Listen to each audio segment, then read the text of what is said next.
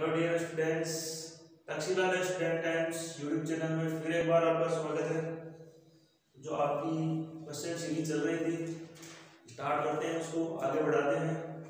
और इस सीरीज के अंदर आपको आपके जो 3 या 4 चैप्टर है, जैसे ऑप्टिक्स और ड्यूल नेचर और इसका न्यूक्लियस और इलेक्ट्रॉनिक्स, उसके मतलब एक ही वीडियो के अंदर आपको सारे क्वेश्चंस मिलने वाले हैं।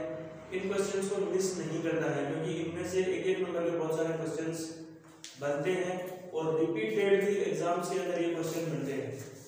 एक ना एक एग्जाम के अंदर आप बोर्ड एग्जाम के पेपर से उठाकर देख लेना, ये क्वेश्चन रिपीटेडली आते हैं। तो चलिए स्टार्ट करते हैं। पहले एक न्यूमेरिकल उठाते हैं ऑप्टिक्स का।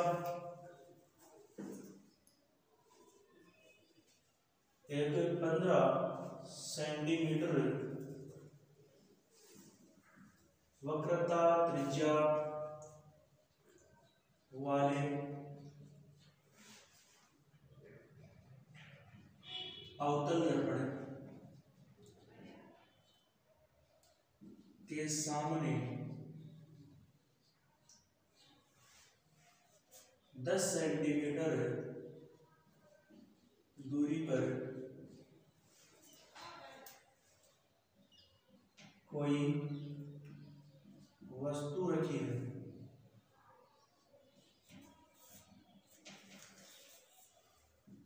इससे निर्मित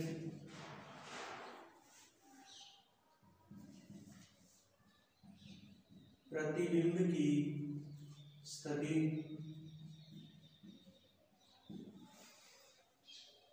आवर्धन व प्रकृति, 3 चीजें अपने को क्या करनी है, फाइंड करनी है। बहुत ही इंपॉर्टेंट न्यूमेरिकल है। इस एक न्यूमेरिकल पर बहुत सारे क्वेश्चंस बन सकते हैं। तो स्टार्ट करते हैं इसको। देखो अपने पास में देखो आर का मान कितना दिया हुआ है, 15 सेंटीमीटर। आर का मान दिया हुआ है 15 सेंटीमीटर और ये वक्रता त्रिज्या है। तो कार्तीय चिन्ह परिपाटी लगाते हैं तो ये कितनी जाएगी, -15 सेंटीमीटर। और अपन ये भी जानते हैं कि F = R/2 होता है। तो यहाँ से अगर अपने को F का मान अगर अपन फाइंड करेंगे तो यहाँ से F = क्या होता है, R/2, तो -15/2 सेंटीमीटर। ये किसका मान आ गया, F का। और U का मान अपने पास में यहाँ पर दिया हुआ है 10 सेंटीमीटर। कार्तीय चिन्ह परिपाटी से हो जाएगा -10 सेंटीमीटर। अब अपने पास में एक मिरर फॉर्मूला होता है, F = 1/v + 1/u। पॉइंट अपने को करना है, v की वैल्यू मतलब इमेज कहाँ पर बनेगी वो, तो 1/f - 1/u। अपन को क्या करना है, वैल्यू पुट कर दी है। तो करते हैं वैल्यू पुट। क्या हो जाएगा, 2/15 1/f है तो माइनस का है, ठीक है। अब देखो -1/u रखना है तो माइनस माइनस क्या हो जाएगा, +1/10। और यहाँ से अपन क्या करते हैं, इसका ले लेते हैं एलसीएम, जो आ जाएगा 30।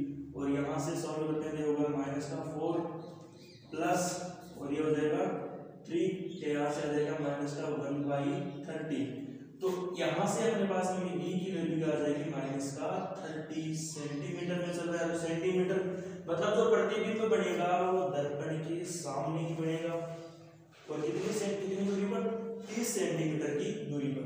-30 आ रहा है, इसी से अपने को पता चल रहा है प्रतिबिंब कहाँ बन रहा है, प्रतिबिंब बन रहा है दर्पण के सामने।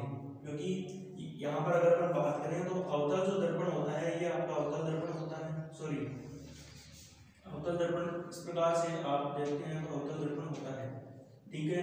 और यहाँ से देखो ये ध्रुव है और दूरियां जो है हमेशा ध्रुव से मापी जाती है। तो इधर चलेंगे तो यहाँ पर देखो दर्पण के ध्रुव से विपरीत दिशा में चलेंगे ना, तो यहाँ पर -30 आ रहा है, तो मतलब इसके सामने ही बढ़ेगा। आगे अपने को इसी क्वेश्चन के अंदर पूछा गया आवर्धन। तो आवर्धन जो होता है वो होता है m = होता है -v/u, ठीक है। तो वैल्यू पुट करते हैं, माइनस का चिन्ह बाहर पड़ा है और देखो v का मान अभी तक निकाला है -30 और u का मान अपने निकाला ये पड़ा आपके सामने -10 सेंटीमीटर। तो यहाँ से m का मान अपने पास में आ जाएगा -3। अब यहाँ से आवर्धन -3 मिल रहा है, तो बहुत इंपॉर्टेंट इंफॉर्मेशन अपने को यहाँ से मिलती है कि जो प्रतिबिंब बनता है ना वो बिंब से 3 गुना बड़ा बनेगा। प्रतिबिंब जो बनेगा वो बिंब से कितना 3 गुना बड़ा बनेगा, 3 गुना बड़ा बनेगा। दूसरी इंपॉर्टेंट बात, यहाँ पर जो आपने को क्या मिला हुआ है, देखो माइनस का चिन्ह मिल रहा है तीर के साथ में, तो ये क्या इंडिकेट करता है, ये इंडिकेट करता है प्रतिबिंब की प्रकृति कैसी होती है।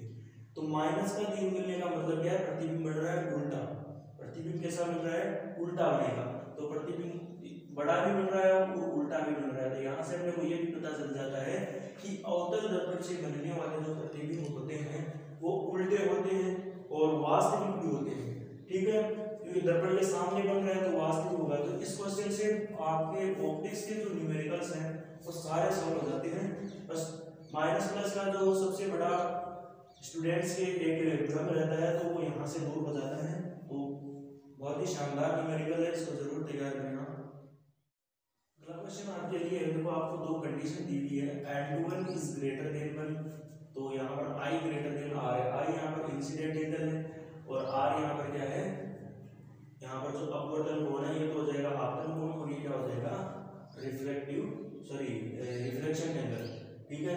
और यहाँ पर दूसरी कंडीशन दी गई है n2 लेस देन 1 और I लेस देन क्या है R। तो आपको पूछिए है कि यहाँ पर प्रकाश किरण है उसके गमन की दिशा क्या है। देखो गमन की दिशा किस प्रकार बताएंगे, इसमें पूछा ये जा रहा है कि प्रकाश किरण विरल से सघन माध्यम में जा रही है या सघन से विरल माध्यम में जा रही है। तो यहाँ पर एक अपने पास में एक थोड़ा सा अपने को ये ट्रिक यहाँ से पता चल रही है। देखो यहाँ पर अपवर्तन का मान क्या है, 1 से अधिक है। अपन जानते हैं वायु के लिए अपवर्तन का मान कितना होता है, 1 होता है, और अपवर्तन का मान यहाँ पर क्या हो रहा है, 1 से ज्यादा। मतलब ऐसा माध्यम है जिसके लिए अपवर्तन का मान 1 से भी ज्यादा है, मतलब वायु से भी क्या है, ज्यादा है। मतलब क्या है, अपवर्तन का मान ज्यादा होना, माध्यम कैसा है, सघन माध्यम है। तो प्रकाश की जो किरण है इस कंडीशन में क्या हो जाएगी, वायु से किधर जा रही है, सघन माध्यम की ओर। तो पहली कंडीशन के अंदर तो अपने को प्रकाश की किरण की दिशा क्या हो जाएगी, प्रकाश की किरण जा रही है विरल से सघन माध्यम, विरल से सघन की ओर, सघन की ओर इंग्लिश में अपन इसको बोल सकते हैं रे टू डेंस। और दूसरी कंडीशन इसकी बिल्कुल अपोजिट है, मतलब प्रकाश अपवर्तन का जो मान है वो लेस देन 1 है, मतलब वायु से भी कम है। मतलब यहाँ पर ऐसा माध्यम है कि वो वायु से भी कम घना है, मतलब कम विरल है। तो यहाँ पर जो प्रकाश की किरण है वो क्या हो जाएगा, उसकी जो डायरेक्शन हो जाएगी वो हो जाएगी सघन से विरल की ओर, सघन से विरल की ओर, या इसी को अपन क्या बोल सकते हैं, डेंस टू रेयर, ठीक है। तो बहुत ही अच्छा क्वेश्चन है। एक कंडीशन देकर आपको 1 नंबर या 2 नंबर 1.5 नंबर का क्वेश्चन पूछा जा सकता है, तो वैसे ही देखें इसको। तो अगला क्वेश्चन है, इलेक्ट्रॉन के विवर्तन को दर्शाने वाले प्रयोग का नाम बताइए। क्वेश्चन को देखकर आपको पता चल गया होगा कि कौन से चैप्टर से है। विकिरण तथा द्रव्य की द्वैत प्रकृति या ड्यूअल नेचर ऑफ मैटर, वहां से ये क्वेश्चन उठाया गया है। तो इलेक्ट्रॉन की तरंग प्रकृति को, वेव नेचर को सिद्ध करने के लिए या डिफाइन करने के लिए डेविसन और जर्मर ने प्रयोग किया था, ठीक है। इलेक्ट्रॉन का विवर्तन करवाया था। तो यहाँ पर मेरे बच्चों अपना आंसर क्या हो जाएगा, डेविसन तथा जर्मर का प्रयोग, डेविसन तथा, या सीधा ही लिख दो डेविसन जर्मर का प्रयोग, उससे कोई दिक्कत वाली बात नहीं, डेविसन जर्मर का प्रयोग। और बहुत सारी बुक्स के अंदर आपको जर्मर की जगह गर्बर भी लिखा हुआ मिल सकता है, तो आपको उस चीज से टेंशन बिल्कुल नहीं लेनी है, ठीक है। डेविसन तथा जर्मर ने प्रयोग किया था इलेक्ट्रॉन की तरंग प्रकृति को दर्शाने के लिए। ये इसका आंसर हो गया। चलिए अगला क्वेश्चन है, दो नाभिकों की द्रव्यमान संख्याओं का अनुपात 1:8 दिया हुआ है, तो उनकी त्रिज्याओं का अनुपात क्या होगा। देखो ये क्वेश्चन आपका जो नाभिक वाला चैप्टर है न्यूक्लियस, वहां से दिया गया है। और देखो नाभिक की द्रव्यमान संख्या का अनुपात दिया हुआ है। अपन जानते हैं कि नाभिक का जो त्रिज्या है उसके लिए एक रिलेशन दिया हुआ है, r = r/1/3, ठीक है। अब देखो दो अलग अलग नाभिकों की द्रव्यमान संख्या का अनुपात दिया हुआ है, तो अपन क्या ले लेंगे, ये मान लो r1 के लिए है और r2 के लिए क्या हो जाएगा, r0 1/3, ठीक है। और ये r2 है नीचे, तो r1 और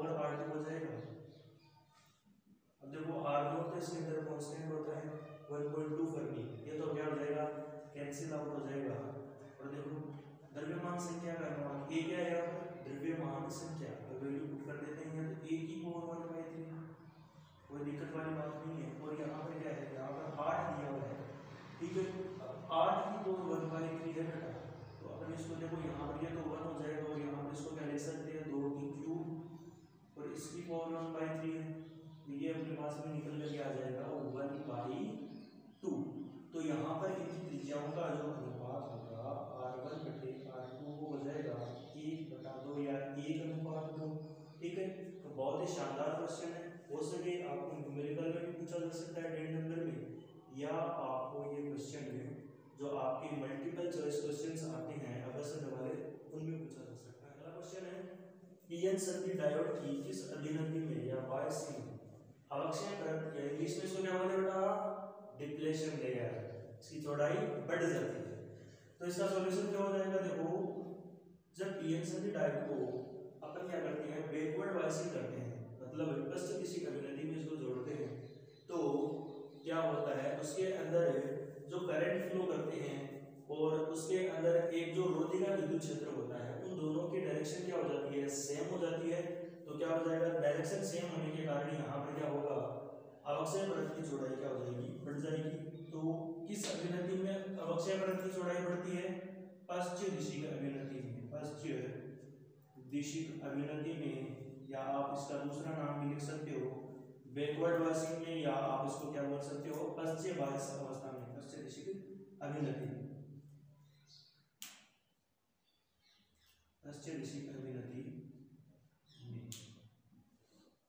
ये आपका सॉल्यूशन हो गया। अगला क्वेश्चन एक छोटा सा न्यूमेरिकल है, दो पतले लेंस जिनकी क्षमता 5D और 3D, ये प्लस में और माइनस में परस्पर एक दूसरे के संपर्क में रखे हैं, तो इस संयोजन की कुल फोकस दूरी क्या होगी। तो ज्यादा दिमाग लगाने की यहाँ पर जरूरत नहीं है, अपन जानते हैं अगर लेंसों को अपन ने पास पास में रखे हैं तो संयोजन के लिए अगर अपन फोकस दूरी निकालनी है तो 1/f = 1/f1 + 1/f2 ऐसे। और यही क्या होती है, p = क्या होता है 1/f, और इस संयोजन के लिए अपने को कुल क्या निकालनी है, फोकस दूरी निकालनी है। तो पहले अपन क्या निकालते हैं, क्षमता दी हुई है तो क्षमता p = क्या हो जाएगा, p1 + p2 pn होता है। तो रखते हैं वैल्यू, ये प्लस का 5D है और ये माइनस का 3D है, इज इक्वल टू क्या हो जाएगा 2D, और p इज इक्वल टू क्या होता है 1/f, f is equal to यहाँ पे क्या हो जाएगा 1/p, वैल्यू पुट करते हैं तो ये कितना हो जाएगा 1/2, ये यहाँ से आ जाएगा 0.5।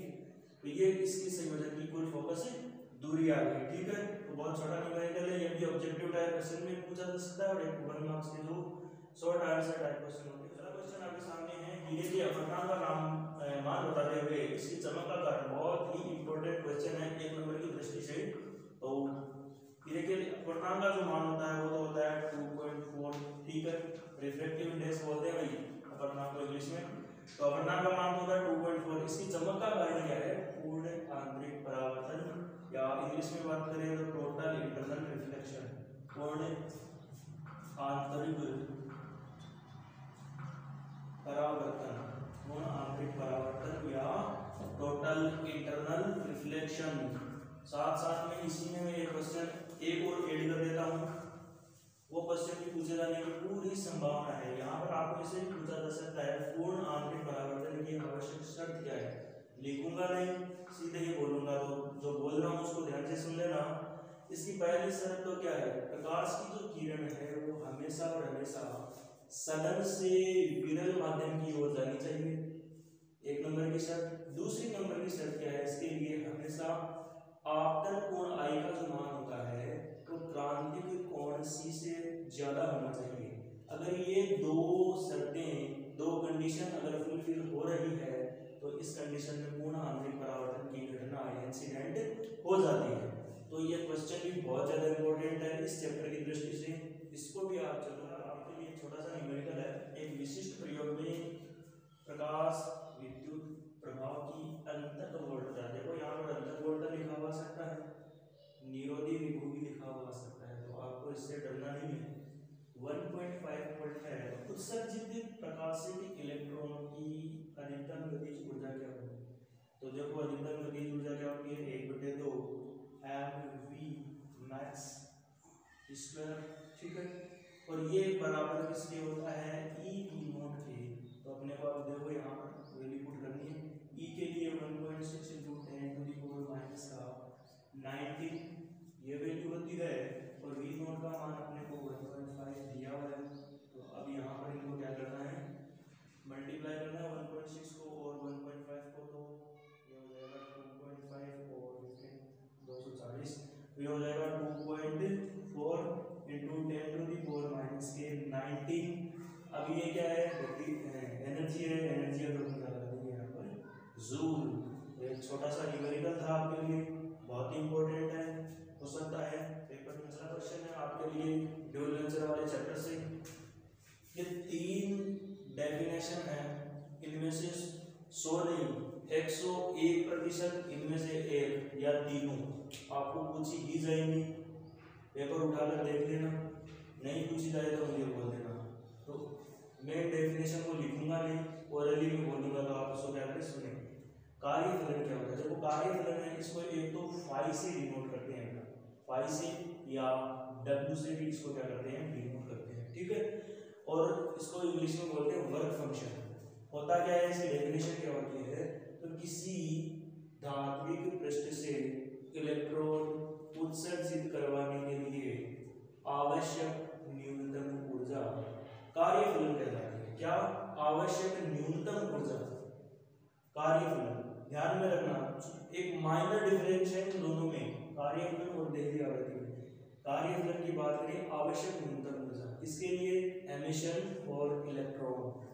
देहली आवृत्ति वह निश्चित न्यूनतम आवृत्ति जिससे कम आवृत्ति पर इलेक्ट्रॉनों का उत्सर्जन संभव नहीं हो, ये क्या हो जाएगी, देहली आवृत्ति। और सबसे इंपॉर्टेंट अगर कोई डेफिनेशन इस चैप्टर में है तो वो है अंतक वोल्टा।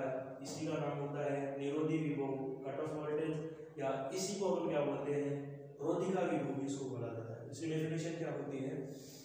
जो प्रकाश विद्युत प्रभाव का जो इंस्ट्रूमेंट होता है उसके अंदर एक वैक्यूम ट्यूब होती है, एक तरफ तो क्या होता है कैथोड और एक तरफ क्या होता है एनोड। उनमें दिए जो वोल्टेज अपन क्या करते हैं, इंपोज करते हैं, उनमें चेंज करके क्या किया जाता है, प्रकाश विद्युत जो धारा है वो प्राप्त की जाती है।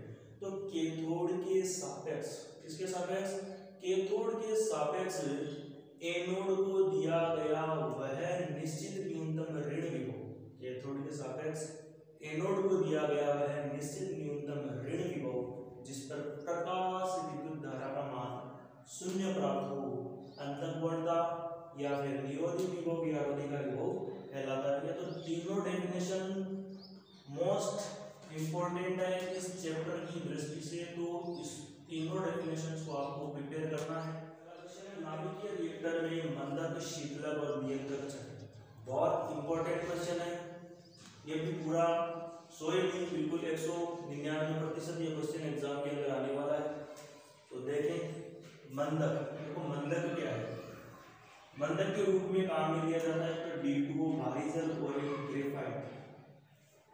ये क्या करता है, जो नाभिकीय भट्टी होती है, नाभिकीय रिएक्टर में क्या होता है, जो न्यूट्रॉन उसके अंदर निकलते हैं, तो न्यूट्रॉनों से ये क्या करते हैं, टक्कर करते हैं, उनके वेग की कमी कर देते हैं और उनकी गति ऊर्जा कम आ जाती है। तो ये देखो मंदक, इसी से अपने को पता चलना चाहिए ये क्या कर रहा है, उनके वेग के अंदर क्या कर रहा है, कमी कर रहा है, ठीक है।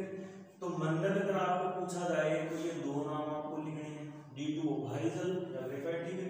दूसरा इसके अंदर पूछा है शीतलक क्या है, शीतलक मतलब उसको क्या करें, जो सिस्टम है उसको ठंडा रखें, तो ठंडा रखने के लिए क्या तो ली जाती है CO2 या जल, ये दो चीजें इसके अंदर काम में ली जाती है, ठीक है। और अगला इसके अंदर पूछा गया है छड़े क्या होती है, जो नाभिकीय रिएक्टर होती है ना, इसके अंदर एक नंबर का क्वेश्चन यहाँ से पूछा जा सकता है कि नाभिकीय जो रिएक्टर है उसके अंदर कौन सी अभिक्रिया होती है। इसके अंदर होती है नाभिकीय श्रृंखला अभिक्रिया, और वो भी 2 प्रकार की होती है, नियंत्रित और अनियंत्रित। तो इसके अंदर नाभिकीय श्रृंखला अभिक्रिया दोनों में से कौन सी होती है, नियंत्रित श्रृंखला अभिक्रिया होती है, ठीक है। तो नियंत्रित और उनको अभिक्रिया को नियंत्रित करने के लिए क्या काम में लिया जाता है, छड़े काम में ली जाती है, और वो छड़े होती है तो बोरोन की या कैडमियम की, इन दोनों में से कोई है। बोरोन या कैडमियम की छड़े इसके अंदर काम में ली जाती है, जो अभिक्रिया का जो ताप है उसको आगे क्या करते हैं, निर्धारित करती है, ठीक है। तो बहुत ही इंपॉर्टेंट ये क्वेश्चन है आपके लिए, इसको आप का से मतलब एकदम तैयार करके। अगला क्वेश्चन है दाता अशुद्धि व ग्राही अशुद्धि क्या है। यहाँ से भी 1 नंबर का क्वेश्चन चाहे तो अगस्त में पूछ ले, चाहे मतलब ऑब्जेक्टिव टाइप एमसीक्यू क्वेश्चन में पूछ ले, चाहे 1 नंबर का क्वेश्चन आते हैं उन्हें पूछ ले।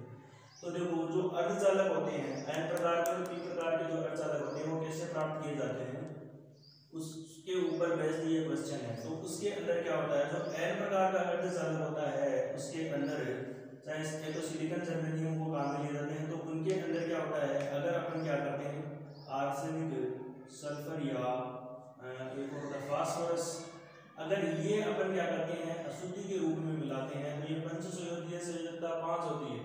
संयोजकता 5 होती है तो जब सिलिकॉन के साथ ये 4 बंध तो बना लेता है और एक अतिरिक्त ये क्या कर रहा है इलेक्ट्रॉन लेकर आ रहा है, तो ये इलेक्ट्रॉन का क्या कर रहा है अतिरिक्त इलेक्ट्रॉन का दान कर रहा है, तो इसके अंदर इसको इन तीनों को तो अपन क्या बोलते हैं दाता अशुद्धि। और अगर पी प्रकार का जो चालक होता है उसके अंदर क्या मिलाया जाता है एल्यूमिनियम, गैलियम, इंडियम या बोरोन, इनमें से अगर अशुद्धि के रूप में मिलाया जा रहा है तो ये तीन मतलब निसंयोजकता 3, तो इनको बंद बनाने के लिए एक अतिरिक्त इलेक्ट्रॉन की आवश्यकता होती है, तो ये इलेक्ट्रॉन क्या करेंगे ग्रहण करेंगे, क्योंकि सिलिकॉन के साथ 4 बंध बने थे, 4 बंध बनने होते हैं, तो एक बंध 4 बंध बनाने के लिए एक इलेक्ट्रॉन की कमी पड़ रही है, तो यहाँ पर ये क्या करेंगे एक इलेक्ट्रॉन ग्रहण करेंगे, तो इसको बोला जाता है ग्राही अशुद्धि। ये 1 नंबर का क्वेश्चन आपसे पूछा ही जाएगा, अगला सवाल में आपको पूछ सकता है दाता अशुद्धि है, और 3 ऑप्शन दे दे और एक अलग दे दे, तो उपरोक्त सभी और इनमें से किसी भी प्रकार से आपको क्वेश्चन पूछा जा सकता है, तो बहुत इंपॉर्टेंट क्वेश्चन है। नाभिक का स्थायित्व किस पर निर्भर करता है, मतलब कोई नाभिक है वो कितना स्थायी है और कितना अस्थायी है, किस पर निर्भर करता है, तो ज़्यादा दिमाग लगाकर आपको कंफ्यूज नहीं होना है, सीधा लिखना है आपको प्रति न्यूक्लियन बंधन ऊर्जा, प्रति न्यूक्लियन बंधन ऊर्जा या पर न्यूक्लियन बाइंडिंग एनर्जी, बंधन ऊर्जा। तो सिंपल सा क्वेश्चन है, किसी भी तरह से आपको पूछा जा सकता है। अगला क्वेश्चन आपके सामने है सार्वत्रिक द्वार और मूल द्वार क्या है। इस एक क्वेश्चन से मैं बहुत सारी चीजें आपको बताने वाला हूँ, किसी भी तरीके से आपसे क्वेश्चन पूछा जा सकता है। तो दो जो द्वार हैं, लॉजिक सर्किट हैं, जो लॉजिक गेट हैं, उनको मुख्य रूप में अगर हम बात करें तो 2 ही भागों में बांटा गया है, एक तो है सार्वत्रिक यूनिवर्सल और दूसरा है फंडामेंटल मौलिक या मूल द्वार। तो मूल द्वार कौन से होते हैं, जो क्या है अपने आप में मूल है, मतलब उसके अंदर किसी दूसरे गेट का प्रयोग नहीं किया जा रहा है। तो एक तो हो जाएगा और, दूसरा हो जाएगा और हो गया, एंड हो गया, और एक हो जाता है नॉट, ठीक है। तो 2 अब इन्हीं के द्वारा बनाया जाता है, एक तो नोड और एक बनाया जाता है कौन सा एंड इंडियन, ये क्या हो जाएंगे सार्वत्रिक यूनिवर्सल और ये हो जाएंगे मूल द्वार। तो एमसीक्यू टाइप के जो क्वेश्चन आते हैं उनमें से ऐसा आपको पूछा जा सकता है कि इनमें से कौन सा मूल द्वार है, कौन सा सार्वत्रिक द्वार है। अब यहाँ पर एक इंपॉर्टेंट चीज मैं आपको वो बता रहा हूँ, जो आपका ये जो नोट गेट है ना, इसको प्रतिलोमी या इन्वर्टिंग लॉजिक गेट बोला जाता है। क्या बोला जाता है, प्रतिलोमी या इन्वर्टिंग। क्यों बोला जाता है उसका कारण मैं अभी आपको बताता हूँ। तो साथ में मैं आपको इनके जो सिंबल है वो भी मैं आपको बता देता हूँ। तो और जो और गेट है उसके लिए जो सिंबल होता है वो कुछ इस टाइप का होता है। यहाँ पर ए और बी दो क्या होते हैं, इसके अंदर निवेशी होते हैं और इसके अंदर एक क्या होता है, निर्गत होता है। तो निवेशी की अगर हम बात करें तो ए और बी ये दो इसके अंदर क्या हो जाएंगे, सॉरी दो निवेशी और क्या हो जाता है फिर। एंड की बात करें, याद रखने का इसका तरीका क्या होता है, एंड में डी को याद रखो, एंड में डी को याद रखो, ये दो इसके क्या हो जाएंगे निवेशी ए और बी, ठीक है। y is equal to A and B, ये इसके सिंबल भी बहुत इंपॉर्टेंट है, ये भी आपको एग्जाम में पूछे जा सकते हैं। तीसरा जो आता है नोट, तो इसका जो सिंबल होता है वो इस प्रकार का होता है। तो इसके अंदर मजे वाली बात क्या है, इसके अंदर निवेशी एक ही होता है और निर्गत तो अपने आप ही एक ही होता है। तो y इज इक्वल टू क्या होता है एक नोट। इसी कारण इसको क्या कहा जाता है, प्रतिलोमी द्वार या इन्वर्टिंग गेट बोला जाता है। क्यों, क्योंकि इसको जो भी आप सिग्नल दोगे ना उससे उल्टा, मतलब उसको इन्वर्ट करके ये आपको क्या करता है आउटपुट देगा। जैसे ए दे रहे हो तो एक वोल्ट, जैसे अगर आप 0 दे रहे हो ना तो ये 1 वहां पर क्या देगा, अपने को सिग्नल देगा। 1 दे रहे हो तो 0 अपने को क्या देगा सिग्नल।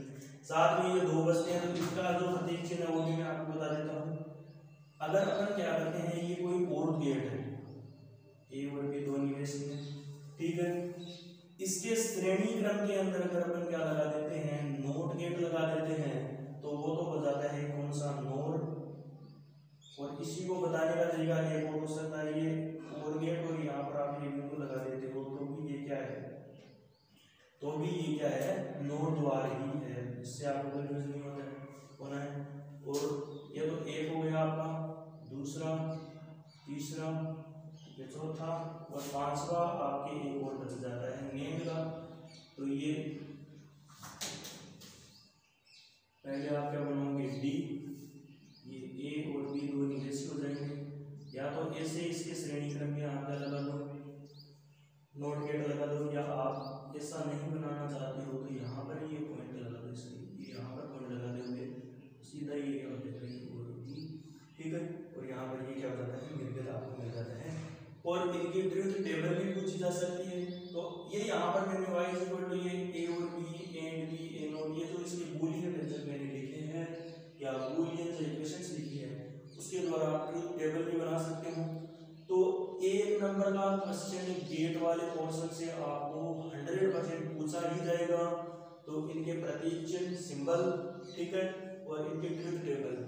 और ऐसा भी पूछा जा सकता है कि मतलब दो या दो से अधिक जो है उनको किसी भी क्रम में जोड़कर आपको आउटपुट पूछा जा सकता है। तो बहुत ही इम्पोर्टेंट, ये भी आपके मतलब ये भी बहुत इम्पोर्टेंट टॉपिक रहने वाला है। तो आज के लिए इतना ही। आगे बात अगर समय बचता है तो एक या दो वीडियो और हम आपको प्रोवाइड करवा सकते हैं, समय नहीं बचता है तो वो अलग बात है। तो इस वीडियो को ज़्यादा से ज़्यादा शेयर करें और एग्जाम से पहले इस वीडियो को जरूर देख लें, क्योंकि यहाँ से श्योर आपको क्वेश्चन